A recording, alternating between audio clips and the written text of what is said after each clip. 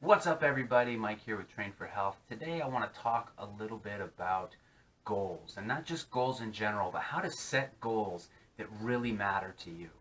So, why do we set goals in the first place? Obviously, we need to have a destination in sight before we try and figure out how to get there. So, if you have something that you want to achieve or you have a specific outcome that you want to work towards, obviously you have to set that goal so you know where you're trying to get to before you can determine the steps to take in order for you to get there. Okay? So, goals also help us keep accountable.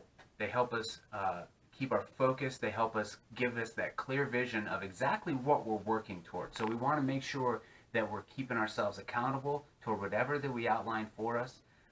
Lastly, if you write your goals right, it should give you a clear vision of the path to success.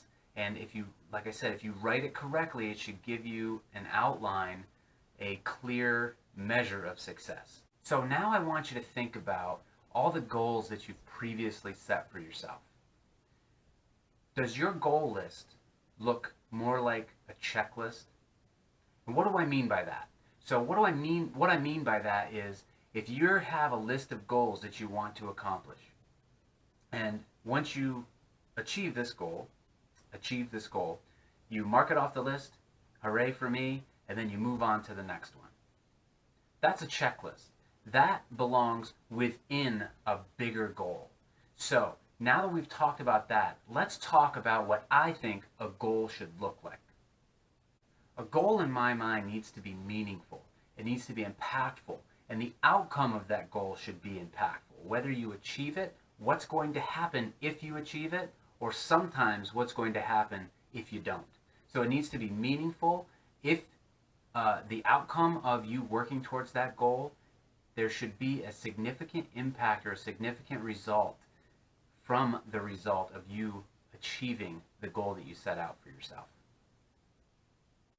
When I write my goals, I like to break them up into three different sections, and I'm just going to briefly outline these three different sections for you right now.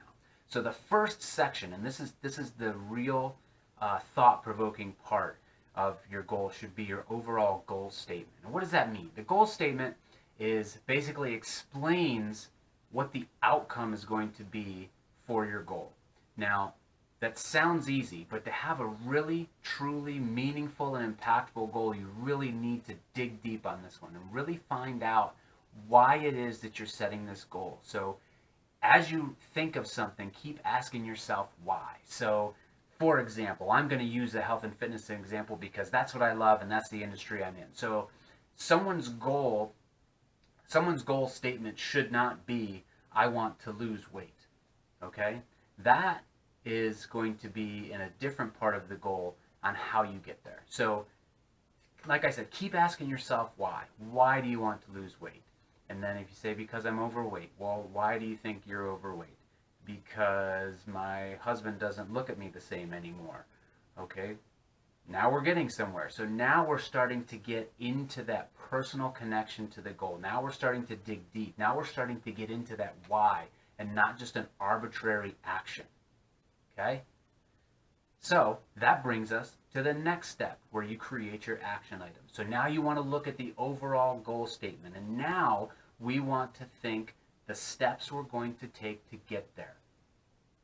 Losing weight, go into one of these action items to work towards the overall goal statement, which in the example I just gave, maybe to have my husband find me more attractive, or my wife, or whomever. So losing weight could be part of that journey. So you could list out action items. It doesn't have to be a long list, but again, it has to be an impactful list. The last part of setting a goal that matters to you is defining what success looks like. Now, this sometimes can be the hardest part to determine when you're going through your goal, especially when you're shifting from a check the box type of goal to an overarching goal statement that's not necessarily an action that you take, but it's more of an outcome based. So how do you measure that? If you set the bar too high, You guys have probably all heard this, but if the measurement or the goal or the level of success that you define for yourself, if you set the bar too high, obviously you're going to set yourself up for failure.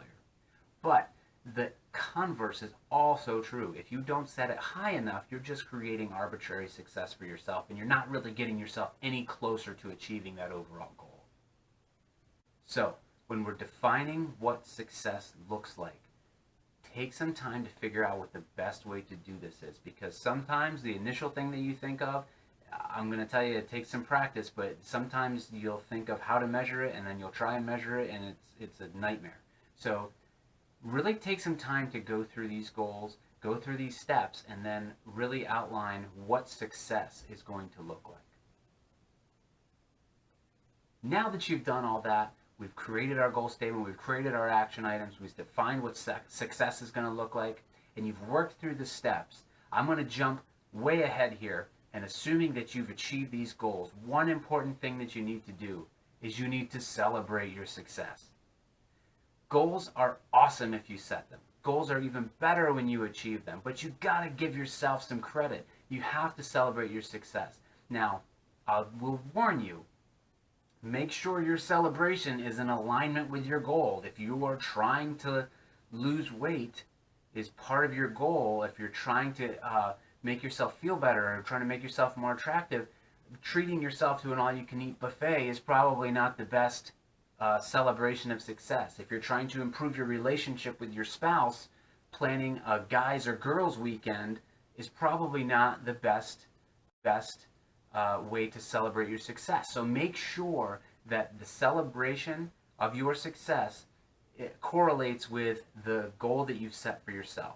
Okay? We don't want to contradict ourselves, because then we're just going to slide right back down, and then we may find ourselves having to set the same goal over again.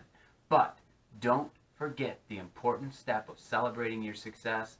Give yourself some credit. You worked hard through all of it. Don't forget to celebrate that part.